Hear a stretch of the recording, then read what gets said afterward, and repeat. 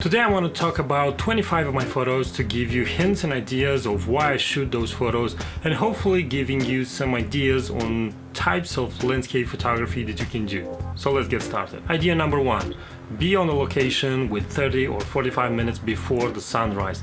You will have the chance of capturing this beautiful reflection of the light into the clouds, and then the clouds will bounce the light back into the ground, and then you will have this beautiful image that happens before the sunrise. Idea number two, whenever you see a lake into the mountains, remember that during evening and night it can be very cold, and if you have a warm sun into the morning, you'll have the chance of capturing the fog on the surface of the lake. So be there really early in the morning, starting with the blue hour and then continuing with the sunrise to capture all these moments. Idea number three, when we're talking about photographing water, we usually use long exposures, but what if you want to freeze this motion of the water? You can do this by visiting the seashore and waiting for the waves to break in the rocks, and then if you're going to have this moment exactly during the sunset, then you will have a really interesting photo.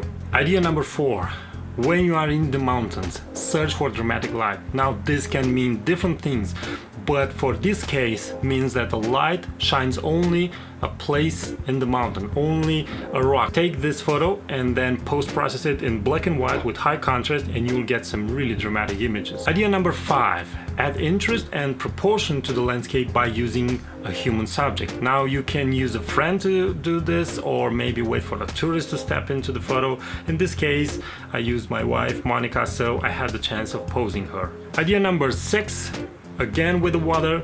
First I told you to freeze the motion, but now I'm telling you that you can also use an ND filter to do a really long exposure and calm the surface of the water and obtain that milky, flowing, surreal look. Idea number seven, wind can create some interesting details in the snow by blowing the surface of the snow, so you can use a telephoto lens to capture these details, but make sure to do this in groups of 3, 5 or maybe 7 photos. Idea number 8, if you have a subject with an interesting profile, make sure to be there really early in the morning, shoot into the light right before the sun rises, and you'll get this dramatic look with a beautiful silhouette. Idea number 9, when you are photographing into the forest, you can use a telephoto lens to add depth and create that tunnel kind of feeling look.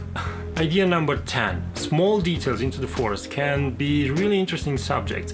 If you will post-process the photo in black and white at high contrast, then you will get an interesting photo of a really small subject. Number 11, one of my favorite moments to be in the mountains photographing them is right when the rain stops. The reason is the mist, the fog, the smoke that rises from the forest and create this dramatic look. Number 12, low angles create a really interesting perspective no matter the subject. Idea number 13, if you like sun rays into the forest, make sure to be there really early in the morning and capture all the moist rising up into the warmth of the sun.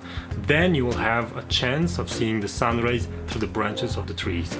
Idea number 14, experiment. Try moving your camera while pressing the shutter and you will be surprised by the results. For example, this photo won an honorable mention to a photo contest. Idea number 15, find a tree that looks completely different from the rest of the trees and then photograph it and boom.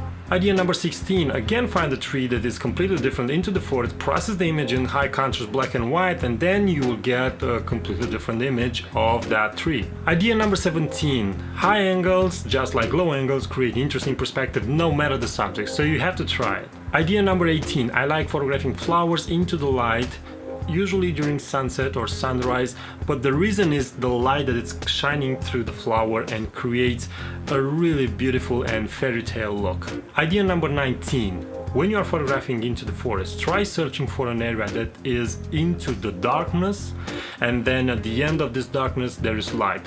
Expose for the light and you will get a dramatic image right from the camera. Idea number 20, find a lot of empty space that you can use as negative space, find an interesting contrasty subject, place it into that vast space and you will get a minimal image. Idea number 21, during sunset, if you have clouds in the sky, then you'll have a chance of having a sun ray coming through those clouds. If you have an interesting subject into that sun ray, then you will expose for the sun ray and the rest will be history. Idea number 22. I like shooting reflections, but I like shooting reflections during sunset and also during a long exposure, just to have all those beautiful elements that I really like in only one photo. Idea number 23. Whenever you have particles, smoke, dust, position yourself like this. It's you, that's the particle system, the fog, the smoke, and then is the light. And you will have some interesting rays through the smoke, some interesting light coming into the fog. Idea number 24. Find a road that twists itself, that does the S shape, the zigzag if you want. But at the end of this road, you should have an interesting subject. Add some really interesting light and then you'll have an interesting photo. And finally, number 25. Use a drone for a completely different perspective. Okay, that's it. Those were the 25 photos that I wanted to show you to offer you hints and ideas on what type of landscape photography you can do.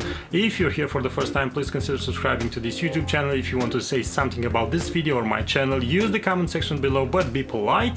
And until next time, keep on photographing. It's the only way that you can get better. Bye bye.